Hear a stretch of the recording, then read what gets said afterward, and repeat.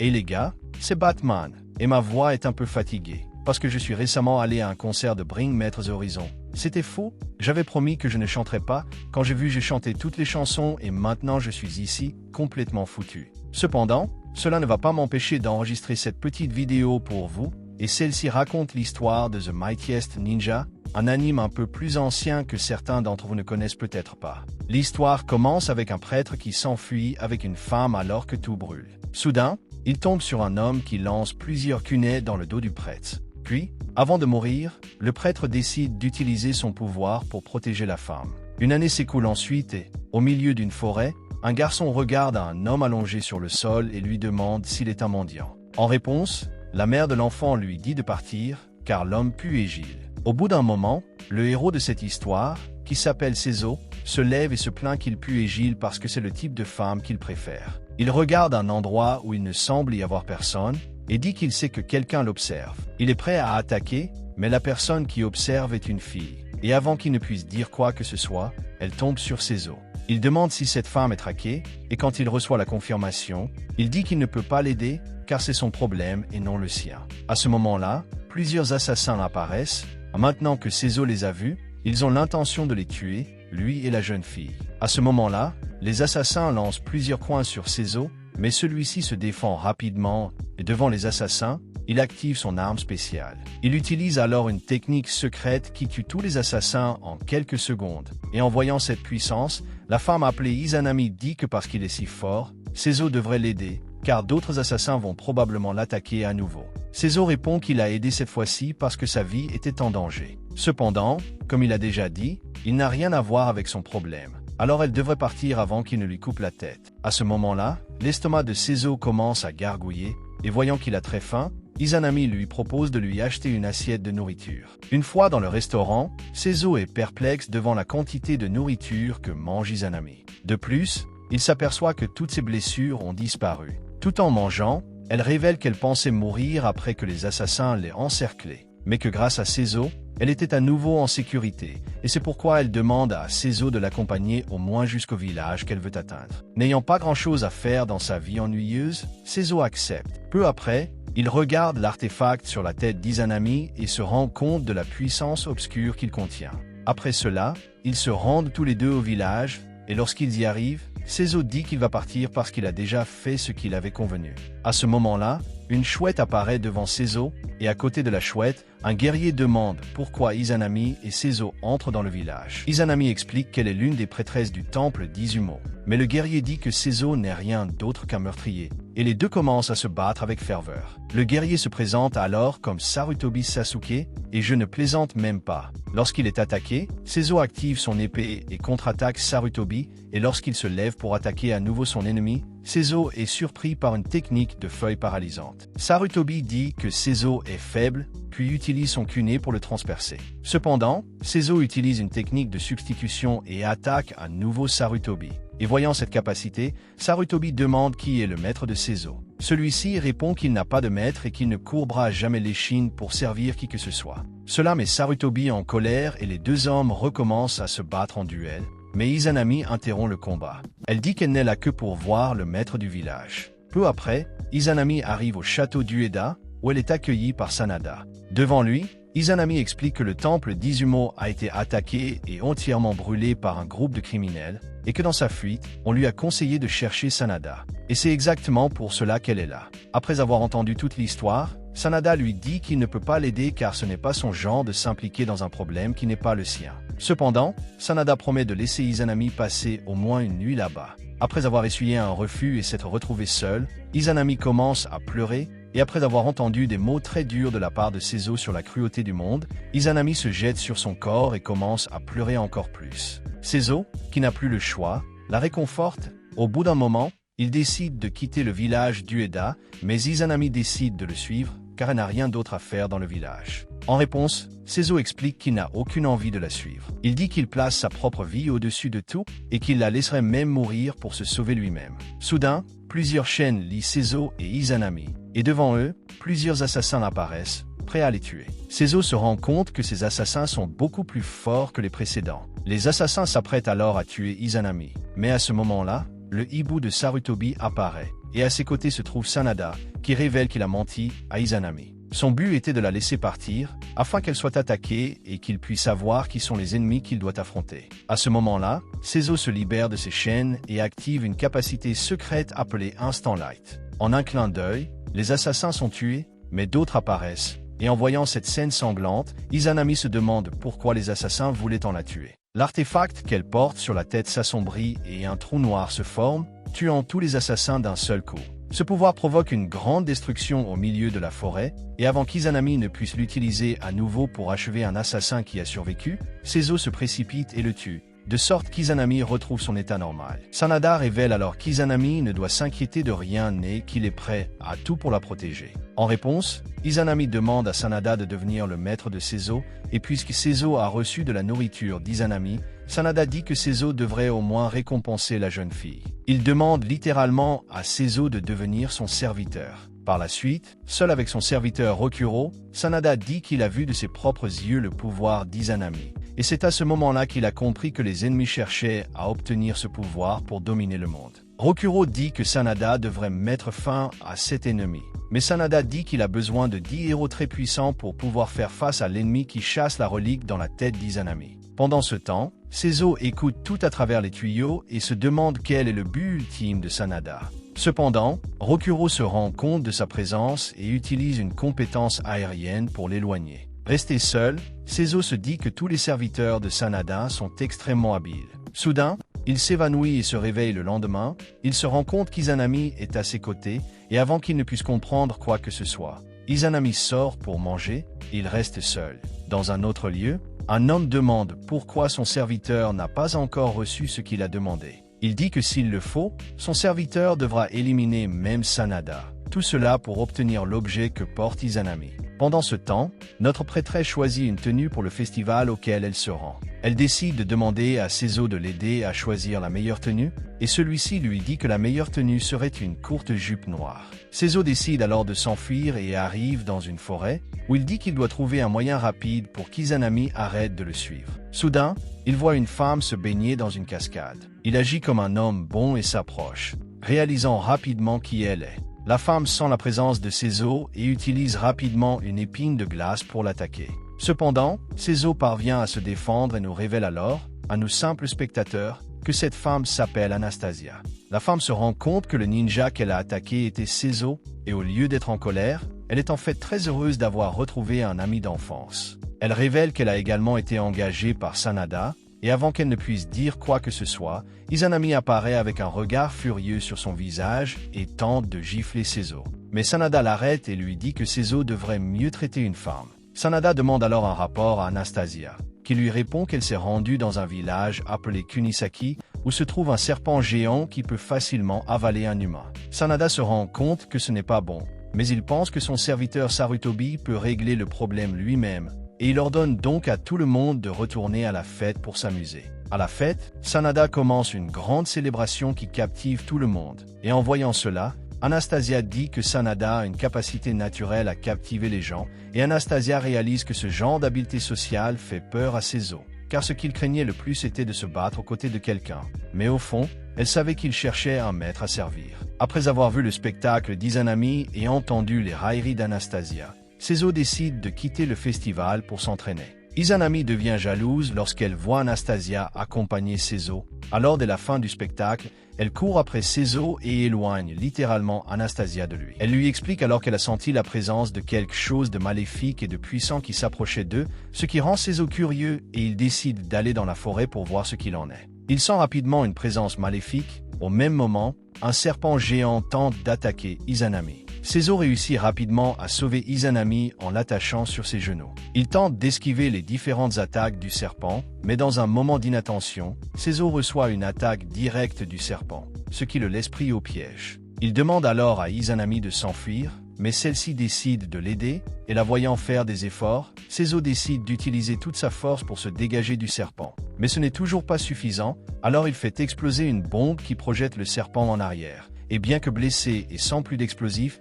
Seizo se rend compte que le serpent était contrôlé par une technique secrète. Il se lance alors à la poursuite du serpent, et lorsqu'il atteint la tête de la créature, il lui transperce l'œil pour tenter d'annuler la capacité. Cependant, le serpent explose, causant une grande destruction. Et grâce au miracle divin du scénario, Seizo se réveille sans aucun dommage, maintenant dans un grand trou.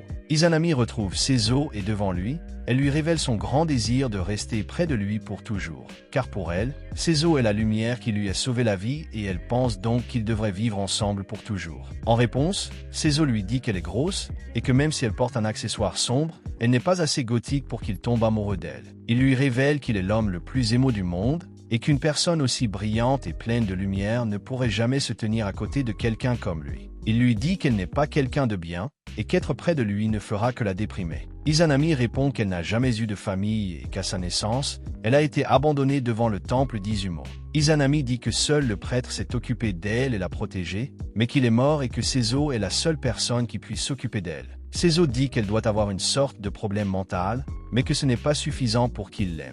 Il décide d'éteindre le feu qu'il a allumé pour préserver les ressources, mais Izanami remarque que la fumée se dirige dans une direction précise et Seizo se rend compte qu'il doit y avoir une sortie à proximité. Mais pour la trouver, il doit couper à travers les rochers, mais s'il se trompe, les rochers les écraseront tous les deux. Izanami dit qu'elle n'est pas inquiète à ce sujet, révélant qu'elle fait entièrement confiance aux capacités de Seizo. En entendant cela, Seizo utilise sa capacité pour finalement détruire les rochers, et grâce à cela, les deux réussissent à sortir. En chemin, Seizo se rend compte que le village est attaqué. Tout le monde dans le village est désespéré, tandis que Sanada essaie de faire en sorte que tout le monde s'enfuit en toute sécurité. Sarutobi affronte une femme qui a la capacité de contrôler des serpents géants, et au milieu d'un échange d'attaques, Sarutobi est empoisonné à l'œil. Pour ne rien arranger, un serpent géant apparaît derrière lui. Mais de nulle part, ce serpent est gelé. Anastasia apparaît alors, révélant que le combat sera désormais à 2 contre 1.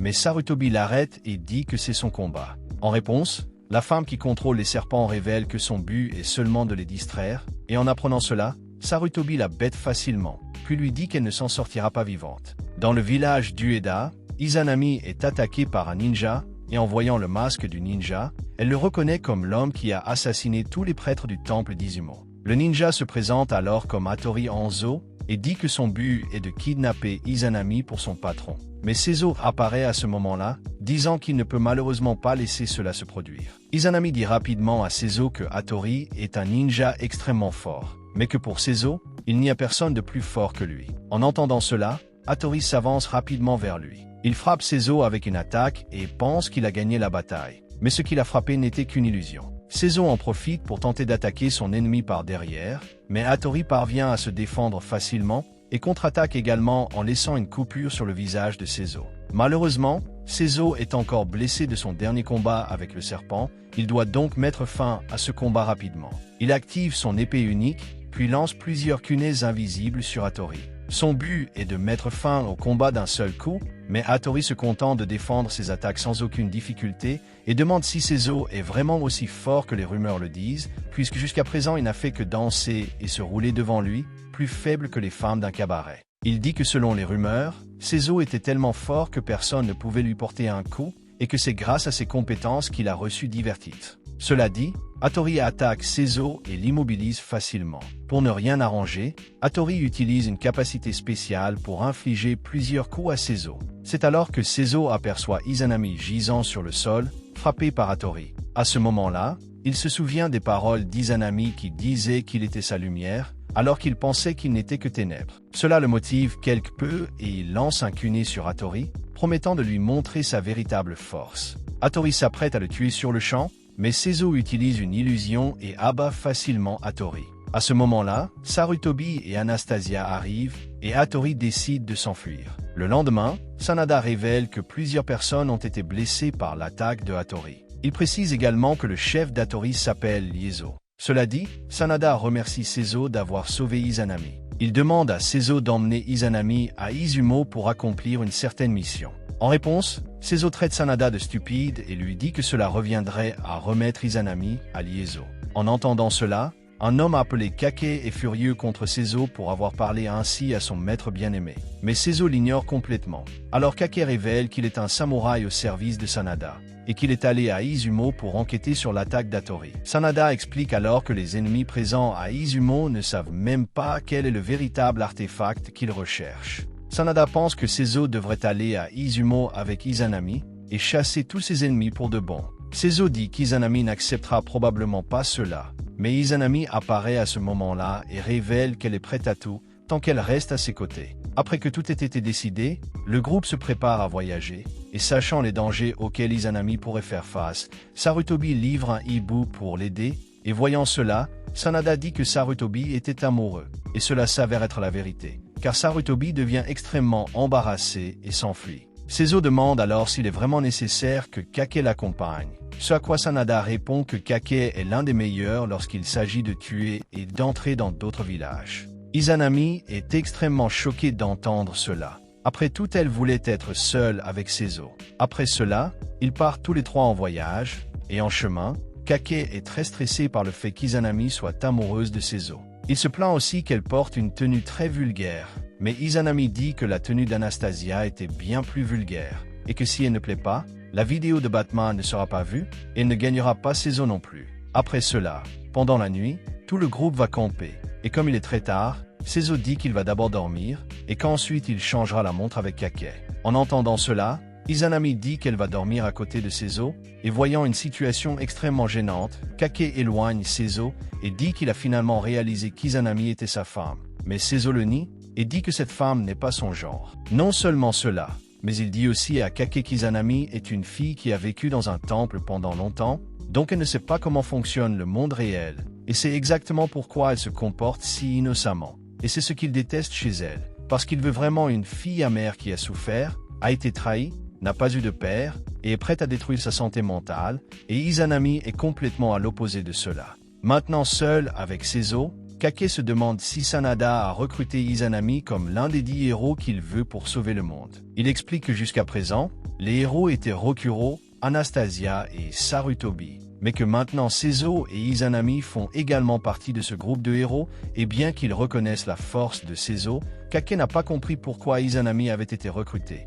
Et en entendant cela, Seizo se souvient du grand pouvoir que possède Izanami. Mais il décide tout de même de ne pas le dire à Kake, car il n'aime pas les ragots. Le lendemain, le groupe continue sa marche le long de la route, et en voyant la route si vide, Seizo se demande si quelque chose de dangereux ne s'est pas produit. Izanami tombe alors sur une femme blessée. Inquiète, elle demande à Seizo de l'aider, et lorsque Seizo va aider la femme à se relever, celle-ci fait une sorte de tour que personne ne remarque. Après cela, ils continuent leur chemin, et lorsqu'ils atteignent un pont, Kake est morte de peur. Un coup de vent insensé se déclenche, et profitant de la situation, la femme blessée ramasse l'Izanami. La femme révèle alors qu'elle est un homme du nom de Yuri Kamazuki. Yuri lui explique alors qu'il a imprégné le corps de Seizo de magie du vent, afin que Seizo ne puisse pas se débarrasser de la tempête aussi facilement. Yuri dit à ses hommes de main qu'ils peuvent faire ce qu'ils veulent avec le corps d'Izanami. Mais Kake commence à tuer tous les hommes de main un par un à l'aide de son fusil, en grand samouraï. Yuri décide alors d'utiliser sa force pour contre-attaquer et désactiver complètement le fusil de Kake. Cependant,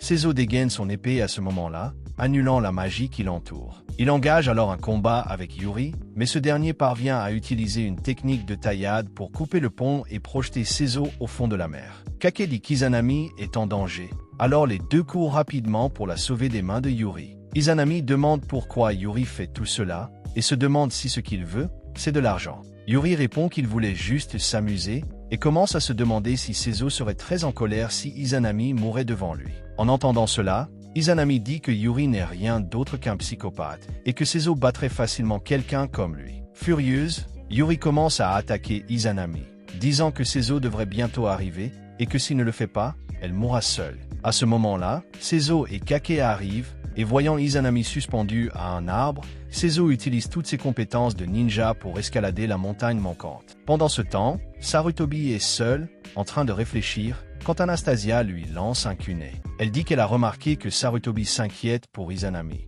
Mais Sarutobi répond qu'il n'a pas à s'inquiéter, car même s'il n'aime pas Seizo, il a été forcé de reconnaître sa force. En entendant cela, Anastasia dit que faire confiance aux autres n'est pas une bonne chose, car à tout moment cette personne peut vous trahir. De l'autre côté de l'écran, Seizo atteint enfin le sommet de la montagne, et après avoir fait un grand bond, il se prépare à attaquer Yuri. Cependant, Yuri utilise sa capacité de vent pour projeter Seizo au sol. Yuri pense que Seizo est mort suite à cette attaque, mais Seizo se relève, et cette fois, il parvient à atteindre Yuri sans se faire renverser. Les deux hommes entament alors un combat intense, au cours duquel Seizo porte un coup puissant à Yuri. Blessé, Yuri dit qu'il a aimé la sensation de perdre du sang et dit qu'il sait que Seizo est un meurtrier qui a tué plusieurs personnes. C'est pourquoi il pense que Seizo devrait continuer à tuer, au lieu de se préoccuper d'une femme fragile comme Izanami. Cependant, Seizo dit qu'il n'accepte pas les opinions de qui que ce soit sur sa vie. Il active alors son épée magique et utilise une attaque lumineuse instantanée.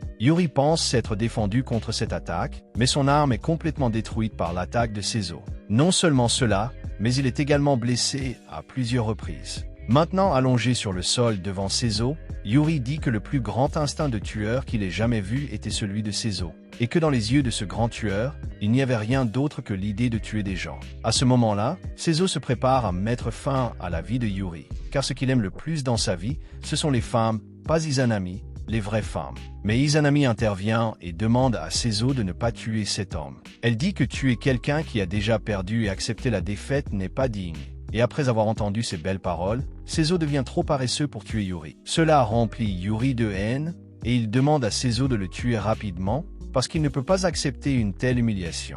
Mais Seizo l'ignore complètement et part avec Izanami et Kake. Après tout cela, Kake dit que même si Seizo a encore sauvé la vie d'Izanami, c'est Izanami qui a vraiment sauvé Seizo, au moment même où elle l'a empêché de tuer une autre personne. De retour au village d'Ueda, Sanada termine un rapport sur le temple d'Izumo, et après l'avoir lu, il arrive à la conclusion qu'il doit agir rapidement. Mais personne ne peut connaître cette information. Alors il demande à Rokuro d'utiliser une magie qui peut absorber les mots contenus dans le rapport. Au milieu de la forêt, le chef d'un autre village, Matsamune, dit à son serviteur qu'ils doivent partir au plus vite, car la rumeur de l'évasion de la prêtresse d'Izanami s'est déjà répandue, et les guerriers Lyazo pourraient la kidnapper. Matsamune révèle que tout le monde veut Izanami parce qu'elle possède des fragments des anciens dieux. Seizo, Izanami et Kake arrivent enfin au temple d'Izumo, et Seizo est perplexe en constatant que le temple est complètement en ruine. En entendant cela, Izanami se sent triste, mais elle le déguise et fait semblant d'être excitée pendant un moment. Mais lorsqu'elle arrive tout près du temple, elle s'enfuit, et comprenant ses sentiments, Kake demande à Seizo de la réconforter. Et pendant qu'il voit la destruction causée par Hattori, Izanami se souvient de ce qu'Izumo a vécu pendant des années. Izanami se souvient de ce qu'était le temple Izumo. Et au moment où Seizo arrive, Izanami ne peut résister et se met à pleurer. Voyant cela, Seizo jette un linge sur le visage d'Izanami, afin qu'elle puisse pleurer beaucoup sans en avoir honte. Pendant ce temps, à Ueda, Sanada explique à Rokuro qu'Izanami doit être déjà arrivé à Izumo, et qu'il y a probablement quelque chose à Izumo que seul Izanami peut trouver. Sanada lui dit que Seizo rencontrera probablement quelqu'un de nouveau au cours de ce voyage, et Sanada est très heureux de l'entendre. Izanami demande alors pourquoi Lyazo a attaqué Izumo, qui a toujours été paisible. Seizo lui répond en disant que trouver la réponse à cette question était l'une de ses missions, et qu'en faisant cela, il pourrait réconforter les personnes qui sont mortes à Izumo. En entendant cela, Izanami se jette sur Seizo et le remercie de l'avoir réconforté en ce moment difficile. Mais ils entendent tous deux le bruit d'un coup de feu, et en vérifiant, Seizo se rend compte que c'est Kake qui a tiré, et lui demande pourquoi il l'a fait. Kake répond alors qu'il voulait simplement les informer qu'il n'avait trouvé aucune information sur Izumo, puisque tout était en feu. Cependant, Seizo se rend compte qu'il y a un pilier qui ne porte aucune trace de brûlure. Seizo décide de grimper sur ce pilier, et en regardant d'en haut, il se rend compte qu'au milieu d'Izumo, il y a un cercle étrange. Il montre alors ce cercle à Kake, et en regardant de plus près, il se rend compte qu'il s'agit d'une sorte de puzzle. Kake essaie alors de déplacer le puzzle pour le résoudre, mais il ne peut rien faire. En regardant le dessin du puzzle, Izanami pense qu'elle l'a déjà résolu auparavant, et elle demande donc à Seizo la permission d'essayer de le résoudre. Avec cette permission, Izanami commence, et comme par magie, elle comprend facilement comment résoudre ce puzzle extrêmement difficile. Alors qu'ils descendent le tunnel, Kake explique qu'il existe une théorie sur un escalier à Izumo qui mènerait les gens au paradis. Mais en voyant l'environnement vers lequel ils se dirigent, Kake dit que cet escalier semble les mener en enfer. Tous les trois arrivent enfin au bout du tunnel, où ils trouvent un mur rempli d'écritures. Mais ces écritures sont dans l'ancienne langue d'Izumo, et même Izanami n'arrive pas à reconnaître le sens de ces mots. Soudain, Hattori apparaît à côté du contrôleur de serpents, et devant Izanami, il dit qu'il recherche le pouvoir divin qui est en elle. En entendant cela, Izanami se souvient d'une conversation avec le prêtre qui lui avait dit que son accessoire s'appelait Kushimitama, une pièce divine, et cela fait comprendre à tout le monde que l'objet sacré a toujours été avec Izanami. Pour aggraver les choses, plusieurs serpents l'entourent Seizu et Kake. La femme qui contrôle les serpents s'appelle Okatsu et elle promet de s'occuper de Kake. Et pour ce faire, Okatsu crée une sorte de sphère de serpent pour piéger Kake. Une fois cela fait, Hattori tente d'attaquer Izanami, mais Seizu parvient à la retenir. Cependant, Izanami est complètement désemparé de savoir que c'est sa pince qui a causé tous les décès du temple Izumo.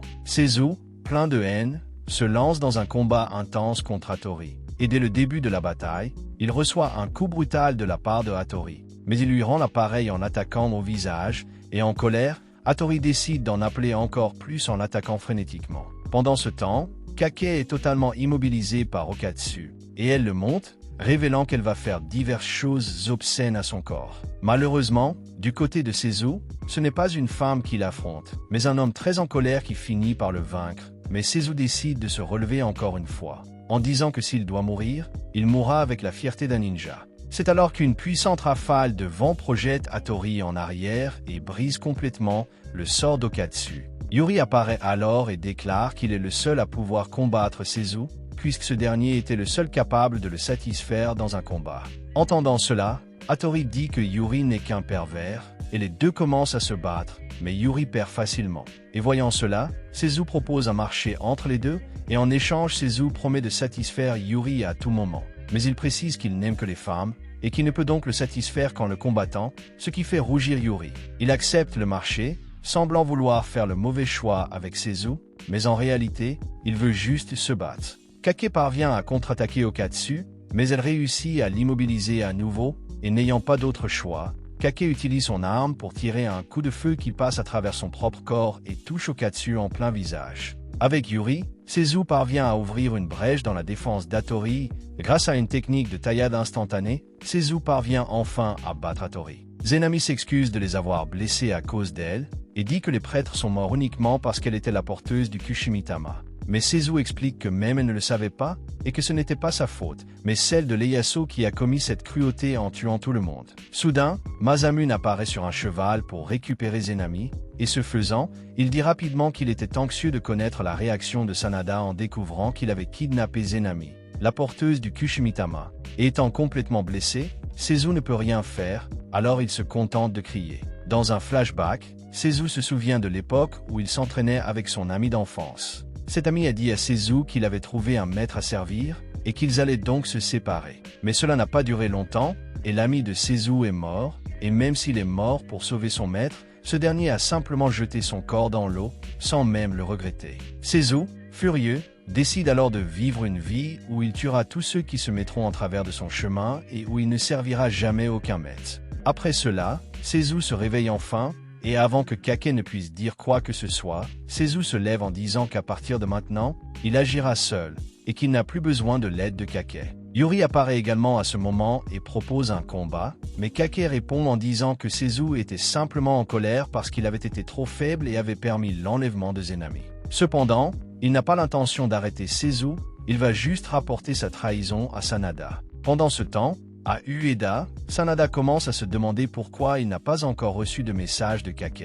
Rokuro ne croit pas qu'ils aient eu des problèmes, mais le hibou que Sarutobi avait laissé avec Zenami apparaît à ce moment-là, et en voyant la lettre, Sanada forme rapidement un groupe pour qu'il puisse sauver Zenami. Dans le village ennemi, Masamune dit à Izaman qu'il l'aiderait pour n'importe quoi, mais qu'il ne lui permettrait pas de retourner à Ueda, puisqu'elle appartient désormais au village d'Oshu. Seul, Zenami commence à faire tourner une vague d'énergie qui détruit complètement une plante. Voyant cela, un noble demande ce que Zenami a en sa possession. Et Masamune explique qu'il y a de nombreuses années, l'humanité voulait prospérer sans dépendre des dieux, et qu'elle a donc créé 5 fragments qui ont ensuite été appelés Mitama. Chaque fragment avait un pouvoir surréaliste, et avec un sourire diabolique, Masamune explique qu'il va prendre tous ces Mitama pour lui, et créer un nouveau monde, où il sera le dieu. Anastasia et Sarutobi arrivent près du village d'Oshu, mais plusieurs ninjas apparaissent pour les arrêter, alors Anastasia et Sarutobi le contre-attaquent violemment. Sarutobi arrive rapidement dans la chambre d'Izanami et lui annonce que le groupe de Seizu va bientôt arriver. En réponse, Izanami explique qu'elle ne retournera plus à Ueda, car plusieurs personnes meurent et sont blessées à cause d'elle. En entendant cela, Sarutobi est totalement triste, et dans une cellule, Anastasia se fait passer pour une prisonnière et tue tous les bandits. Après avoir entendu cette information, Sarutobi dit simplement que le fait qu'Izanami ne veuille pas revenir est triste, mais que les ordres de Sanada sont absolus et que c'est pourquoi il doit la sauver de toute façon. D'autre part, Anastasia entre dans la chambre d'Izanami, et en voyant Anastasia blessée, Izanami se met à pleurer et répète qu'elle est un boulet pour la vie des autres. Mais Anastasia humilie complètement Izanami et lui dit qu'elle n'est qu'une lâche et que si elle ne change pas, elle continuera à faire du mal aux gens. Izanami a le cœur brisé en entendant cela, puis Anastasia lui parle un peu plus légèrement, lui disant que dans ce monde, il y a des gens qui lui font confiance et que c'est pour cela qu'elle devrait être un pilier de soutien pour tout le monde. Et en entendant ces mots et en voyant que Sarutobi et Anastasia ne lui veulent que du bien, Izanami se lève enfin, elle dit qu'elle va essayer d'être forte, mais qu'elle ne peut rien garantir. Après cela, leur groupe arrive enfin au village d'Ueda, et après avoir été réconforté par Sanada, Izanami va à la rencontre de Seizo qui vient d'arriver. Mais lorsqu'il s'approche, Seizo part sans rien dire à Izanami. Et voyant Yuri, Sanada demande à lui parler seul à seul. Dans une pièce fermée, Sanada dit que Yuri ne pourra malheureusement pas se battre avec Seizo pour le moment, et en entendant cela, Yuri essaie de tuer Sanada. Mais Sanada explique que quelqu'un comme Yuri aurait beaucoup de satisfaction à le servir. Et pour une raison quelconque en entendant cela, Yuri s'énerve et promet d'aider Sanada. Seizo est maintenant seul dans sa chambre, et lorsqu'il reçoit la visite d'Izanami, il l'ignore complètement. Izanami n'arrête pas de parler. Alors Seizo quitte sa chambre et dit à Izanami de se taire. De loin, Sarutobi voit tout cela, et lorsque Seizo est enfin seul, Sarutobi l'attaque d'un coup de tête et le jette dans la rivière. Sarutobi commence alors à dire que Seizo ne peut pas reconnaître ses faiblesses, et que tout ce qu'il devrait faire est de renoncer à sa vie pour servir quelqu'un d'autre, mais Seizo répond que Sarutobi ne comprend rien, et les deux continuent à se battre. Sarutobi finit par gagner, puis il tend la main à Seizo pour qu'il se remette sur pied, et Sanada dit qu'il n'a jamais vu Sarutobi aider autant quelqu'un. Pendant ce temps, Izanami court vers Seizo,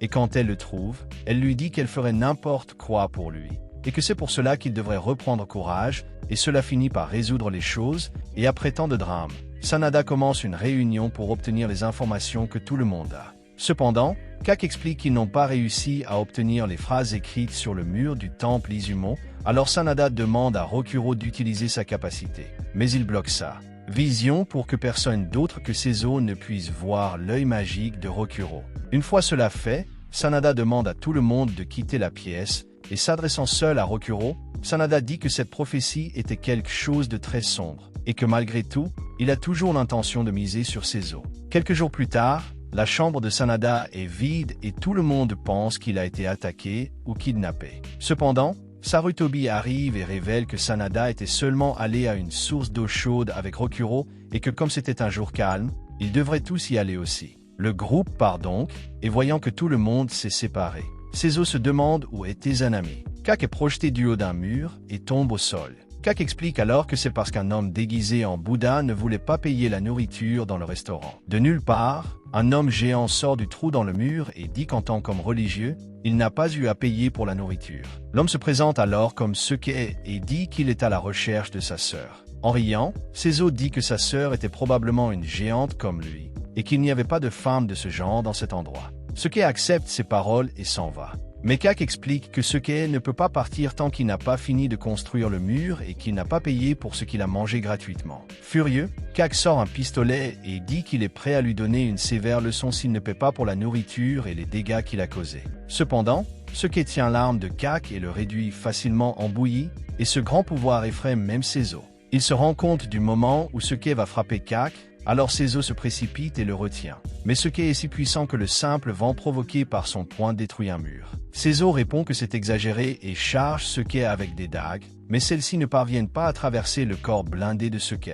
Seizo décide alors de l'affronter au corps à corps, mais Suke se démarque et à ce moment-là, Yuri arrive et utilise la chaîne pour attacher l'arme de Suke. Mais il s'avère que Suke est beaucoup plus fort, et d'un simple mouvement, il peut facilement arracher Yuri. Heureusement, Sarutobi arrive à ce moment-là et sauve Yuri de la mort aux mains de Suke. Maintenant qu'il est complètement acculé, Suke en vient à la conclusion qu'il s'agit d'un test de Dieu pour lui. Anastasia apparaît à ce moment-là, et voyant que Suke était un vrai cinglé, elle déclare qu'elle ne participera pas à ce combat, si bien que seul Sarutobi, Seizo et Yuri se lancent à la poursuite de Suke.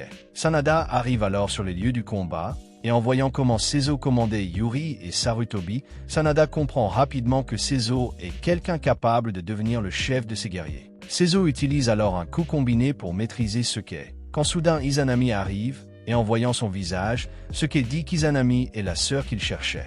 Suke tente de prendre Izanami dans ses bras, mais celle-ci le traite de pervers et se cache de lui. Cependant, Seizo profite de la situation et obtient d'Izanami qu'elle convainque Suke de parler de tout le mal qu'il a fait au village, en échange de quoi il pourra s'expliquer devant Sanada et Izanami. Évidemment, Suke accepte, et après avoir terminé le travail, il explique qu'il n'est pas un frère de sang, mais un orphelin du temple tout comme Izanami, mais qu'il a voyagé 10 ans en mission pour découvrir les vérités du monde, et pour confirmer qu'Izanami l'a connu, Suke lui montre une image d'il y a 10 ans. Et en voyant cette image, Izanami reste perplexe face au changement de Suke. Sanada recrute Suke pour faire partie de l'équipe, mais à l'extérieur de la pièce, Anastasia et les autres disent que Suke était extrêmement fort et qu'il devrait le battre pour qu'il sache où est sa place. Plus tard, tout le monde décide de se détendre dans les sources thermales, et en voyant Yuri, Seizo demande s'il peut entrer dans la zone réservée aux hommes. Sanada demande à Seizo de se taire, car c'est le moment idéal pour découvrir si Yuri est vraiment un homme ou une femme. Mais Yuri est gêné et décide d'aller prendre un bain ailleurs, tout seul.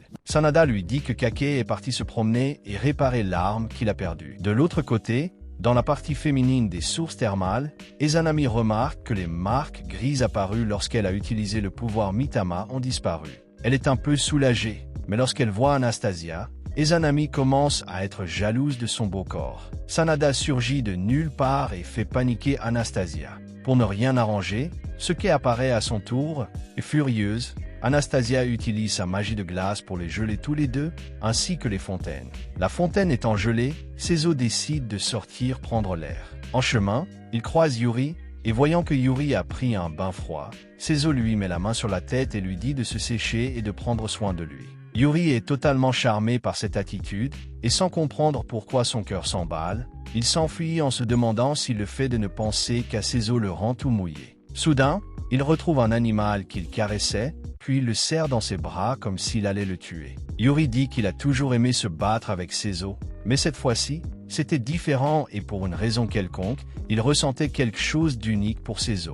Sarutobi demande à Yuri de lui rendre son animal, mais Yuri répond qu'il le tuerait pour en faire une écharpe, et Sarutobi s'écrie qu'il ne le laissera jamais faire. Un peu plus tard, Sanada réalise qu'il est enfin temps pour lui d'aller voir Masamune. Sanada ordonne donc à Seizo, Izanami et Rokuro de se rendre à la grande réunion des grands chefs. En chemin, Sanada dit que le reste du groupe a probablement semé la confusion à Ueda. Cependant, l'affaire qu'il devait résoudre était extrêmement importante, il ne pouvait donc pas s'inquiéter de ce genre de choses. Sanada dit à Seizo qu'il y avait plusieurs chefs importants à la réunion, et que Masamune serait probablement là aussi pour essayer de causer une grande agitation. Ailleurs, Masamune dit à ses serviteurs et collègues qu'il fera tout pour nuire à Sanada. Cependant, il n'a pas l'intention de laisser Yasuo garder Izanagi, il agira donc dans l'ombre, prenant Izanami au meilleur moment possible. Plus tard, le groupe de Sanada arrive dans un restaurant pour déjeuner, et après avoir pris le repas, un enfant apparaît et informe Sanada qu'il doit aller dans une forêt s'il veut se rendre à la réunion des dirigeants, car pour une raison inconnue, l'autre accès a été bloqué. Sanada remercie la petite créature et promet qu'il suivra le chemin à travers la forêt. Pour récompenser la petite créature, Izanami lui donne une sucette. Cependant, avant qu'il ne parte, Seizo se rend compte qu'une forte odeur de poudre à canon émane du garçon. Dans la forêt, Seizo dit qu'Izanami dormait toujours dans des endroits dangereux et que c'était très dangereux. Mais Sanada dit que la forêt était paisible et qu'apparemment personne ne les suivait. Soudain, une bombe explose dans le ciel et tous les chevaux s'agitent. À ce moment-là, Rokura est presque touché par un piège, mais Seizo parvient à le sauver. Un piège de rochers géants est rapidement déclenché et il est sur le point de tomber sur Izanami. Mais Suke apparaît à ce moment-là et détruit les rochers à l'aide du bâton de métal. Cependant, une mystérieuse personne tire sur le cheval d'Izanami qui devient incontrôlable. Seizo court vite chercher Izanami, mais il déclenche un autre piège qui lance plusieurs bombes dans sa direction et celle d'Izanami. Mais heureusement, Yuri apparaît à ce moment-là et jette les bombes au loin grâce à la magie du vent. Une fois tout le monde sauvé, le petit garçon responsable des bombes apparaît. Il révèle qu'il ne faisait que tester les compétences des serviteurs de Sanada, et dit qu'une fois qu'il aura vu la force de chacun, il pourra enfin atteindre son but, qui est de rejoindre l'armée de Sanada. Le garçon se présente alors sous le nom de Benmaru. Reconnaissant les capacités de Benmaru, Sanada l'intègre à son équipe, mais il dit à la petite créature qu'elle doit rester dans la forêt jusqu'à ce qu'ils reviennent de la réunion entre les chefs, et voyant que Seke et Yuri ne vont pas renoncer à participer, Sanada les laisse partir. Cela dit, Sanada se met en route pour la réunion et plus tard, il arrive enfin au village prévu. Là, il annonce à Sezu que seul Rokuro l'accompagnera à la réunion. Il dit aussi qu'il devrait éviter de faire des histoires avec Liazo, et cette affaire réglée, Sanada arrive enfin à la grande réunion et rencontre les différents chefs de village. L'un d'entre eux, Ishida, demande si Sanada a fait quelque chose pour provoquer cette réunion soudaine. Ishida révèle alors que Liazo veut déclencher une guerre et qu'il s'en est fallu de peu pour qu'elle ne se produise. À ce moment-là, un autre collègue de Sanada arrive et dit que Liazo est un homme dangereux et qu'il préparait probablement quelque chose pour ce jour-là. Sanada répond qu'il s'en moque et révèle qu'il savait que la journée serait inhabituelle. La réunion commence enfin, mais Liazo dit que Masamune n'est pas encore arrivé et que tout le monde doit attendre. Cependant, Masamune arrive juste à ce moment-là, et en voyant Sanada, Masamune dégaine rapidement une épée et appelle Sanada à un duel. Rokuro tente de l'arrêter, mais Sanada dit qu'un vrai homme ne peut pas refuser un duel, et au lieu d'utiliser une épée, Sanada promet de n'utiliser qu'un éventail. Le combat commence, et tout le monde s'émerveille de la maîtrise de Masamune à l'épée. Cependant, bien qu'il soit très habile dans ses attaques, Masamune n'arrive pas à porter un seul coup à Sanada. Tout le monde commence à se moquer de Masamune, mais Sanada finit par être pris dans un moment de distraction. Et à ce moment précis, Masamune se prépare à l'achever. Sanada utilise rapidement ses pieds et projette l'épée de son ennemi en arrière, et tout le combat se déroule comme prévu, l'épée de Masamune tuant presque Liazo. Plus tard, Ishida déclare que Liazo a fait une tête pathétique à ce moment-là, et que tous les chefs devraient se souvenir de cette scène. Cependant, un autre serviteur de Liazo apparaît à ce moment-là et dit que Sanada devrait assister à une réunion pour parler de son attitude dans le duel. En entendant cela, Ishida dit qu'ils ont piégé Sanada et qu'ils allaient probablement le pousser au suicide à cause de cela. Et voyant qu'il était en très mauvais état, Sanada a décidé de s'enfuir plutôt que d'assister à une réunion. Malheureusement, il avait beaucoup planifié, mais tout s'est finalement retourné contre lui. Les hommes de Liazo se lancent évidemment à la poursuite de Sanada, mais Yuri utilise sa magie pour les repousser tous. Seke brise alors le pont qui permettait aux soldats de Liazo de passer, et en voyant cela, Sanada se met à rire, disant qu'il était impatient de connaître les prochaines étapes de Liazo. Devant Liazo, la Masamune dit que tout le monde se moquait de lui, et pour le venger et faire en sorte que tout le monde arrête de rire, la Masamune promet de tuer Sanada. Mais en échange, Liazo devra l'aider à accroître sa puissance territoriale. N'ayant pas le choix, Liazo est forcé d'accepter ce que le Masamune lui a demandé, et le fait de savoir qu'il peut enfin tuer Sanada, le Masamune affiche un sourire diabolique sur son visage. Le lendemain, Masamune se rend compte que Sanada tentait de s'enfuir vers le territoire d'Ishida. Lorsque Sezo découvre qu'ils sont poursuivis, il demande à Sanada la raison de cette situation et ce dernier lui explique que Liazo l'a piégé. Il pensait que tout était sous contrôle, mais il a commis une erreur fatale en humiliant Liazo devant tout le monde. À cause de cela, plusieurs samouraïs le traquent, essayant de le tuer, et Sezo, accompagné de Yuri, se lance à leur poursuite. À ce moment, plusieurs bombes tombent sur les samouraïs et Benmaru apparaît,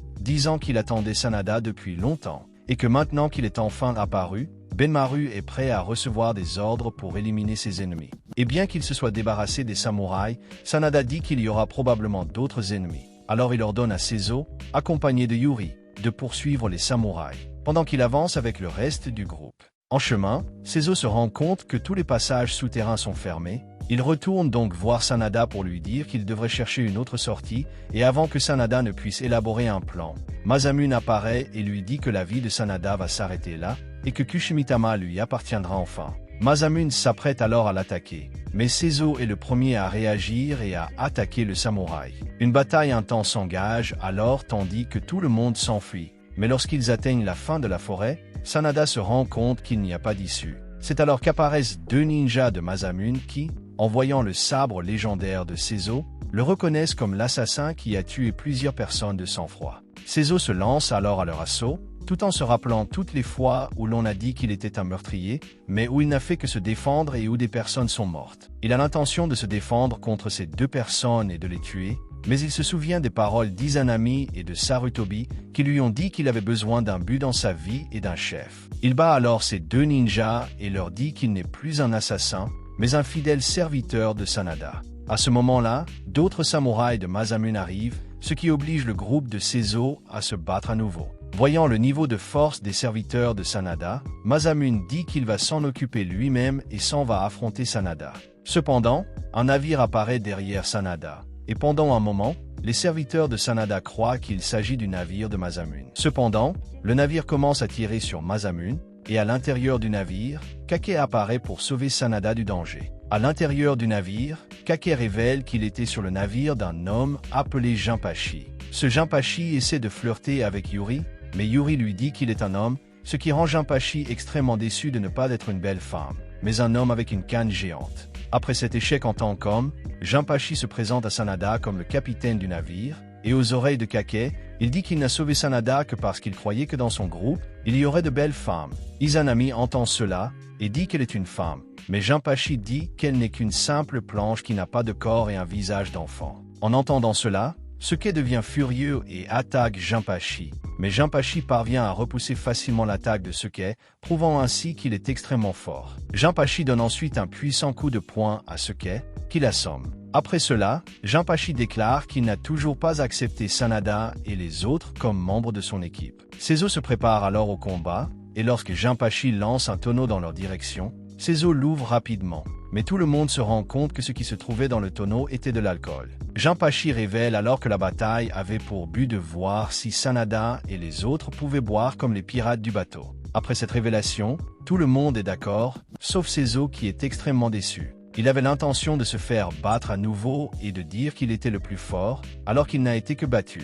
Pendant ce temps, au village d'Ueda, Anastasia demande à Sarutobi ce qui se passerait si quelqu'un attaquait le village d'Ueda en l'absence de Sanada. Mais Sarutobi répond qu'il ne se passerait rien et qu'il est là pour protéger le village. Pendant ce temps, sur le bateau, tout le monde s'amuse, et en voyant Kake, Seizo lui demande pourquoi il est sur ce bateau.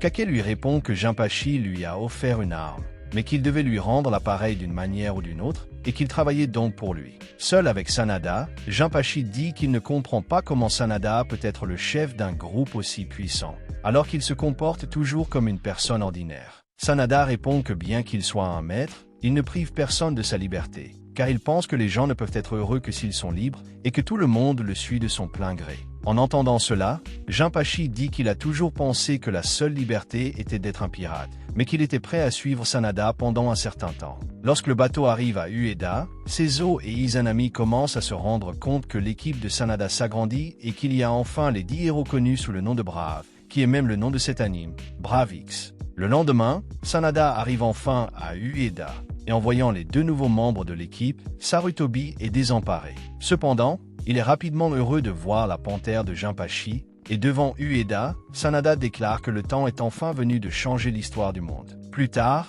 Izanami arrive dans sa chambre, et devant Anastasia, Izanami s'excuse de ne pas avoir apporté de cadeau avec elle, mais Anastasia dit qu'elle veut juste entendre les nouvelles. Et à l'extérieur, Seizo est extrêmement heureux qu'Izanami s'amuse avec Anastasia. Plus tard, dans sa chambre, Sanada se rend compte que Seizo l'observe, et lorsqu'il se révèle, Seizo demande à Sanada ce que sont réellement les 10 bravos, et demande à Sanada de lui dire la vérité. Sanada décide alors de lui dire, mais avant de le faire, il lui montre une image du Yin et du Yang. Sanada révèle alors qu'il existe une prophétie sur les 10 éléments qui contrôleront le monde. Il dit que ces 10 éléments sont les 10 bravos. Suke est la terre, Kake est le fer, Jinpachi est le tonnerre, Bemaro est le feu, Yuri est le vent, Sarutobi est l'herbe, Anastasia est la glace, et Rokuro est l'eau. Pendant ce temps, dans la chambre de Rokuro, Anastasia l'attaque sans raison. Heureusement, il réussit à esquiver. Et voyant cela, Anastasia dit qu'elle veut son œil. De l'autre côté de l'écran, Seizo demande à Sanada s'il représente les ténèbres. Mais Sanada répond qu'il est la lumière, et que contrairement à ce qu'il pense, la personne qui a le pouvoir des ténèbres est Izanami. Après avoir dit cela, Anastasia attaque Rokuro et finit par l'arrêter. Elle se révèle alors être une traîtresse, et tente de prendre l'œil de Rokuro avec une dague. Mais Rokuro dit qu'il ne le permettra jamais, et il jette sa tête en avant, ce qui fait qu'elle lui transperce accidentellement l'œil. Soudain, Sarutobi entre dans la pièce, et voyant la scène pitoyable de Rokuro, il commence à se battre, mais finit par se faire botter et jeter hors de la pièce. Rokuro se lance alors à la poursuite d'Anastasia, qui tente de s'enfuir, mais comme il se retrouve au bord d'une rivière, il est happé par la magie de glace de cette dernière. Heureusement, Seizo apparaît à ce moment-là. Et voyant Izanami, Anastasia dit qu'elle n'a pas existé avec des choses comme les amis et la famille, et que tout dans la vie n'est qu'une question de tuer ou de mourir. Cela dit, Izanami attaque violemment Sarutobi, puis profite du brouillard pour s'enfuir. Pendant ce temps, Sanada entre dans la chambre de Rokuro, et en voyant son fidèle serviteur blessé et l'œil en moins, Sanada s'excuse et dit que c'est arrivé parce qu'il a ordonné à Rokuro de protéger son œil comme s'il s'agissait de sa propre vie. En entendant cela, Rokuro se met à pleurer et s'excuse d'avoir perdu cette capacité qui l'a tant aidé. Anastasia décide alors de s'enfuir à travers la forêt. Mais elle tombe sur Seizo, et sachant qu'elle est une espionne, Seizo lui dit qu'il n'a pas l'intention de la laisser quitter cet endroit en vie. Il commence alors à se battre, et devant Sarutobi, Seizo attaque de toutes ses forces, la frappant en plein dans l'estomac. Il la jette ensuite au sol, et au moment où Anastasia tente d'utiliser sa technique de glace, Seizo utilise l'une de ses 1000 techniques de ninja et la bête d'un seul coup. Yuri regarde de loin, mais Anastasia réagit rapidement et utilise sa magie la plus puissante pour se débarrasser de Seizo. La scène s'interrompt alors et l'on voit Sarutobi s'excuser de ne pas avoir pu arrêter Anastasia. Mais Sanada dit que Sarutobi a fait tout ce qu'il pouvait et qu'il n'a pas à s'en vouloir pour cet échec, car ils en sont tous responsables. Cela dit, Sanada va à la rencontre de Seizo, et tous les deux seuls, il promet de finir de raconter l'histoire des 10 héros. Mais la cravate surgit à ce moment-là, et comme c'est un homme respecté par Sanada, il finit par être autorisé à participer à cette réunion. Pendant ce temps, Izanami se trouve dans une pièce totalement désolée par la trahison d'Anastasia. Mais rien qu'en s'en souvenant, son Kushimitama s'active et elle manque de perdre le contrôle de ce pouvoir.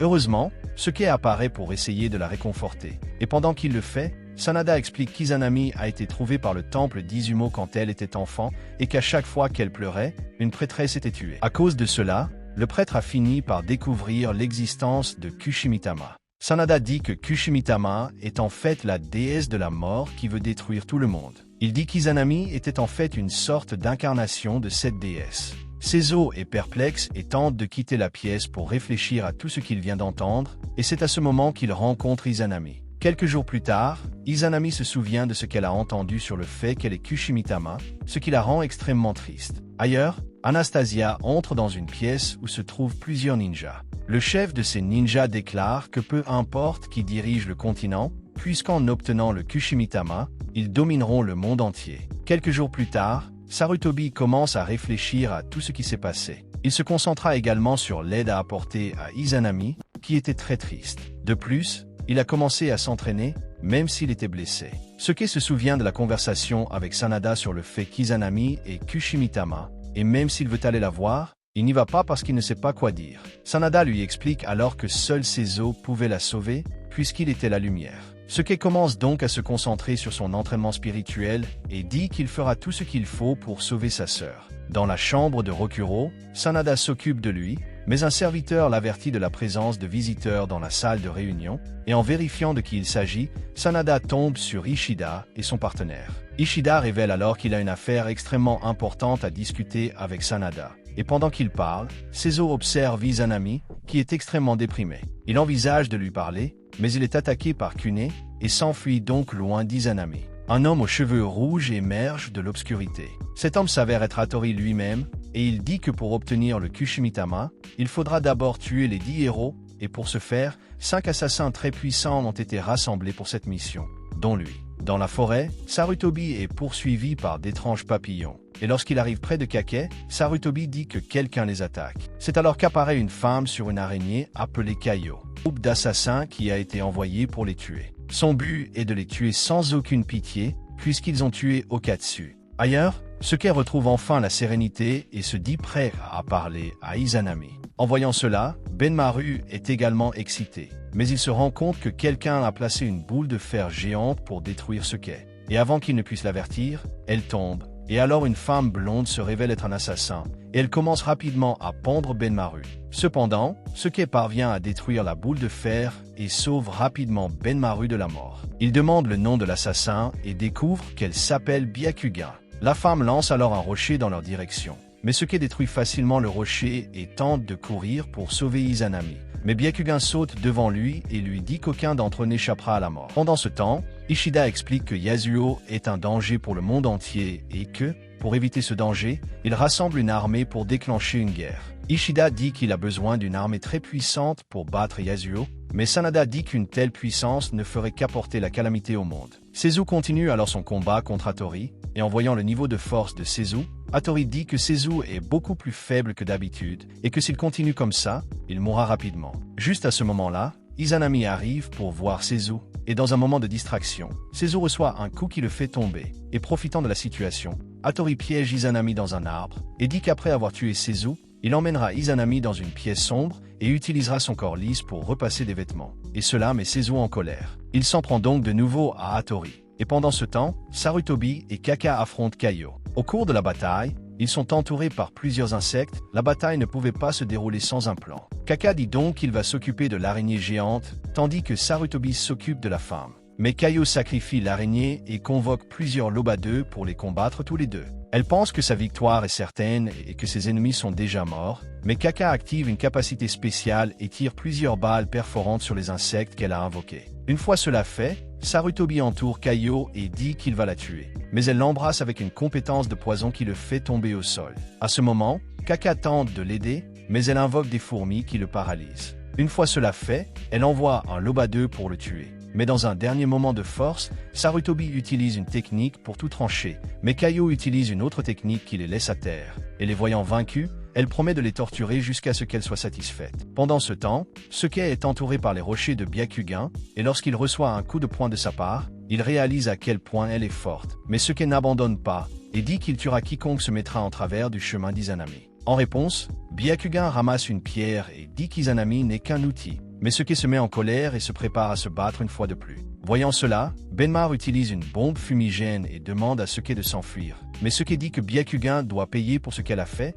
et il décide donc de rester. De la fumée, Byakugan émerge avec un corps totalement différent et plus fort, comme si elle avait utilisé sa propre trimbolone. Mais Seke ne veut toujours pas abandonner, alors il va de l'avant et la frappe directement dans l'estomac. Mais elle ne sent rien, et fatiguée de faire face à une personne si faible, elle commence à battre Seke violemment. Et comme elle prend un autre coup, Seke finit par être vaincue. Extrêmement blessé, Seizu continue le combat contre Hattori. Et en voyant cette scène, Izanami demande à Hattori d'arrêter. Mais il ne le fait pas et en désespoir de cause, Izanami commence à battre Kushimitama une fois de plus. Voyant cela, Hattori blesse encore plus Seizu et blâme Izanami pour tout ce qui se passe, et le fait de savoir que tous ses amis sont en train de se faire battre rend Izanami encore plus triste. C'est alors qu'il découvre que ce sont ses enfants qui ont affiché l'avis de mission. Les petits voulaient vraiment rencontrer le maître pour lui montrer le chemin, comme de vrais aventuriers. Kari leur a demandé pourquoi ils étaient si enthousiastes à l'idée de devenir des aventuriers, et il était évident qu'ils voulaient être de vrais aventuriers et améliorer les conditions de vie de tout le monde,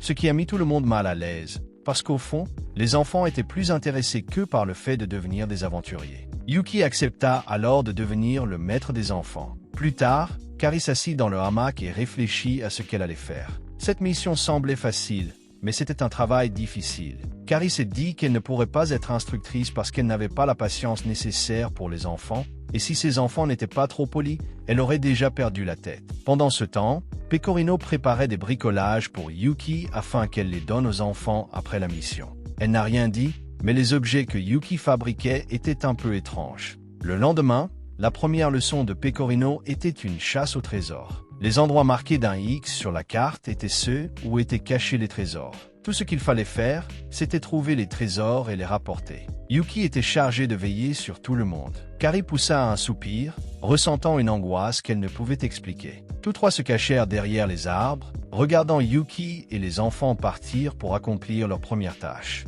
La boussole indiquait le nord, mais le garçon pensait pouvoir suivre ce chemin et guida les enfants. Le résultat fut qu'ils se retrouvèrent dans le pétrin. Les petits étaient entourés d'araignées et il leur a fallu un certain temps pour s'en sortir. À un moment donné, les trois ont alerté Yuki, qui semble avoir compris l'avertissement. Mais au lieu de reprendre le bon chemin, il a tourné la carte dans une direction complètement différente. Le bon chemin qui avait demandé tant de travail s'est effondré, et Pecorino a essayé d'utiliser son objet spécial, une tenue qu'elle avait confectionnée toute la nuit. Elle essaya d'avertir les enfants que ce chemin ne mènerait à rien, mais de façon inattendue, le groupe d'enfants s'unit et la devança rapidement. Le chemin devint de plus en plus compliqué, chacun se retrouvant dans les endroits les plus dangereux. Ils rencontrèrent plusieurs monstres en chemin. Yuki ne comptait plus le nombre de fois où il était tombé dans des pièges. Karil et Kokoro ont trop essayé de le sauver, puis ils se sont tous assis, épuisés, et Karil ne comprenait pas pourquoi tout finissait par lui retomber dessus, à elle et aux autres filles. Et pour couronner le tout, il semble que Yuki n'ait su que s'attirer les ennuis. Elle sombre dans le désespoir, ce qui ne peut aboutir qu'à une seule chose, la destruction totale. Pendant ce temps, dans le village d'Ueda, Yuri est extrêmement stressé par le fait que tout le monde s'inquiète pour Izanami. Soudain, il voit un animal mignon, et en poursuivant cette créature, il arrive dans une ruelle où il est attaqué par un homme. Soudain, Yuri se réveille dans une pièce mystérieuse, et un homme appelé Rezu l'appelle princesse Kamanozuki. La princesse dit alors qu'elle ne veut pas aller à la réunion des nobles, car tout le monde y est un parfait étranger, et en plus, ce sont des villageois. Cependant, Rezu dit qu'il la trouve belle et qu'elle devrait aller à la réunion. La princesse s'y rend donc, et là, elle se demande quand elle trouvera un homme qui l'aimera, même si elle a l'air étrange. Soudain, elle commence à avoir des souvenirs de Sezu, mais elle oublie à nouveau, et lorsqu'elle voit des femmes parler en mal de son apparence, elle dit qu'elle trouve le monde complètement triste et ennuyeux. Cependant, Rezu vient la chercher, et pendant qu'elle prend un bain, la princesse dit qu'elle ne sera probablement jamais aimée par quelqu'un, et que son corps est extrêmement masculin. Mais Rezu lui répond qu'il pense qu'elle est la plus belle personne au monde et qu'il l'aime telle qu'elle est. En entendant cela, la princesse se demande si Rezu n'est pas l'amour de sa vie. Et tandis que Rezu essaie de l'embrasser, la princesse veut juste être heureuse pour toujours dans cet endroit.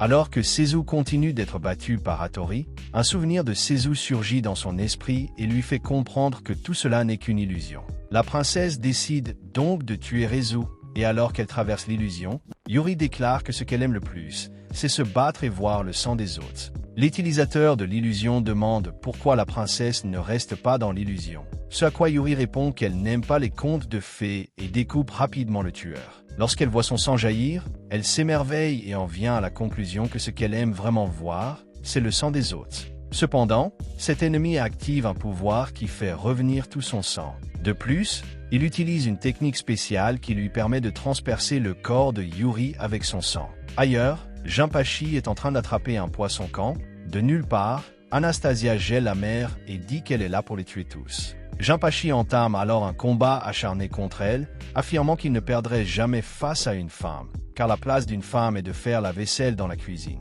Il se demande alors pourquoi il a été pris pour cible, puisqu'il n'est pas un serviteur de Sanada. Mais Anastasia lui répond qu'il est l'un des grands héros et que cela suffit pour qu'il meure. Cela dit, elle s'élance sur lui avec une épée, et en voyant son visage, Jinpachi dit qu'elle était en fait extrêmement malheureuse de toute cette guerre. Et en entendant cela, Anastasia se souvient de son triste passé. Lorsqu'elle était enfant, son père, qui était roi, a fini par décliner, et elle a donc été laissée dans ce pays pour être entraînée comme ninja. C'est alors que l'artefact se met à briller, ce qui finit par donner à Seizo un pouvoir de lumière, grâce auquel il parvient à entrer dans le trou noir. Pendant ce temps, Seke se réveille, et lorsqu'il se souvient de tout ce qu'il a enduré pour sauver Izanami, il se sent triste d'avoir été si faible, d'avoir perdu une bataille très importante, sans avoir aidé le moins du monde. C'est alors que Benmaru apparaît et lui dit que même si Seke ne pouvait pas gagner cette bataille tout seul, Benmaru le soutiendrait et qu'il gagnerait. Il remet à Seke un gant explosif qui lui permet d'échanger de puissants coups avec le Byakugan.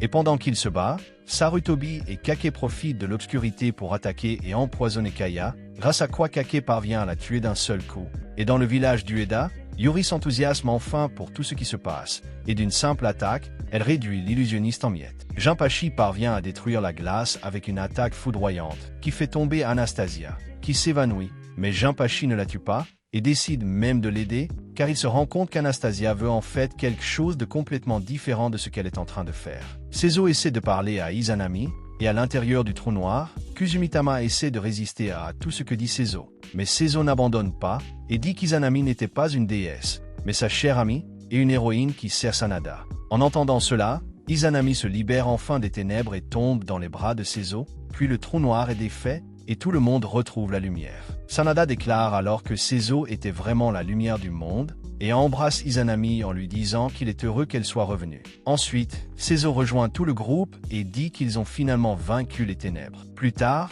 Anastasia se réveille enfin, et devant Jinpachi, elle dit qu'il aurait dû la tuer. mais Jinpachi dit qu'elle devrait retourner du côté de Sanada, car il a réalisé que malgré tout ce qu'elle a dit, elle était toujours un chiot qui devrait servir quelqu'un d'autre que lui. En entendant cela, Anastasia change complètement d'avis. Elle dit alors que Jinpachi avait raison lorsqu'il disait que les femmes ne devaient faire que la vaisselle, et elle promet d'essayer d'apprendre à faire la vaisselle. À Ueda, Ishida explique qu'à cause d'Izanami, Liazo va déclencher une grande guerre, et que bientôt, Sanada devra aussi se battre. Masamune décide également qu'il est préférable de commencer une guerre, et quelques jours plus tard, Seizo demande à Sanada comment ils vont pouvoir se défendre contre tout le monde en même temps. Mais Sanada répond qu'ils n'ont qu'à se serrer les coudes, parce qu'ensemble, ils sont assez forts pour surmonter n'importe quel obstacle, et sur ce, Izanami arrive pour dire qu'elle va être responsable de la préparation de la nourriture dans la maison. Cependant, elle exige que tout le monde joue un rôle dans la maison aussi. Une fois les rôles répartis,